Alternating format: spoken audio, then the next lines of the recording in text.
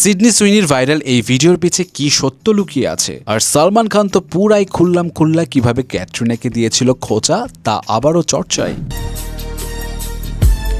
लेकिन ये साला कर क्या रहा है यहाँ पे? কিম কার্দাশিয়ানের এই চশমা এখন ভাইরাল, বাট দাম কত জানেন? আবার দুইটা কলার জন্য কিভাবে হয়েছিল হোটেল বিজনেসের সর্বনাশ, সবকিছু জানাবো আজকের এই গসিপসে। ওয়েল, তো প্রথমে আসি দ্য হাউসমেটের নায়িকা সিডনি সুইনির কাছে, যার ক্লিপ নিয়ে তো এখন সোশ্যাল মিডিয়া জুড়ে হচ্ছে প্রচুর হাসাহাসি, যেখানে ওপেনলি পাবলিক প্লেসে সেই যখন করে বসে, এখন এই ক্লিপ নিয়ে তো নিচ্ছে পাবলিকরা চরম মজা। কিন্তু সত্যি ব্যাপারটা হলো এই পুরোপুরি ভিডিওটা ছিল ফেক। সে জাস্ট একটা ফটোশুটের জন্য এমন পোজ দিচ্ছিল আর কি। ভাইয়ারা, কম খরচে মনের মানুষকে হ্যাপি করতে চান, তাহলে দিন এই exclusive design queen T shirt, কারণ চলছে বড় সেল। আর আপু বেশি খুশি হলে আপনাকেও সে দিতে পারে exclusive Superman player T shirt. সুযোগ কিন্তু মিস করবেন না, লিঙ্ক পেয়ে যাবেন কমেন্টে। অন্যদিকে সালমান খানও কিন্তু কম যায় না ভাই। ক্যাটরিনা যখন সালমান খানকে ছেড়ে রণবীর কাপুরের কাছে যায়, আবার যখন সালমানের কাছে ফিরে এসে ফ্রেন্ডশিপ করে, সেই আমলের একটা বেশ পুরানো ভিডিও আবার রিসেন্টলি হচ্ছে ভাইরাল, যেখানে সালমান খান ক্যাটরিনাকে তো পুরাপুরি স্যাভেজ লেভেলের খোঁচা মেরে দিল পাবলিকের মাঝে। कटरीना कैफ कपूर कितना बड़ा चांस मिस किया खान होने का। मैं कपूर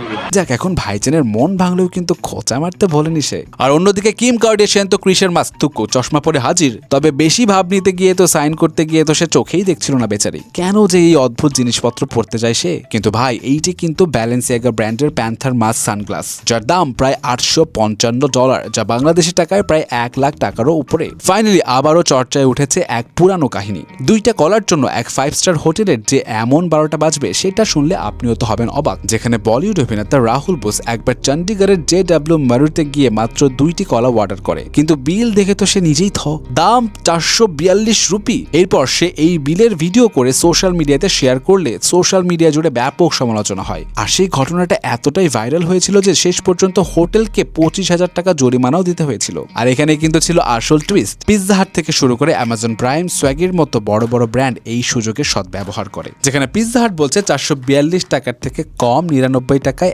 একটা লার্জ পিৎজা দেওয়া হবে। আবার যেখানে অ্যামাজন বলছে 442 টাকায় সাবস্ক্রিপশন দেবে, ফ্রি ডেলিভারি, আর সাথে আরো কত কি। মানে একটা ছোট্ট ঘটনা যে পুরো মার্কেটিং সিস্টেমকে চেঞ্জ করে দিতে পারে, এইটাই তার প্রমাণ।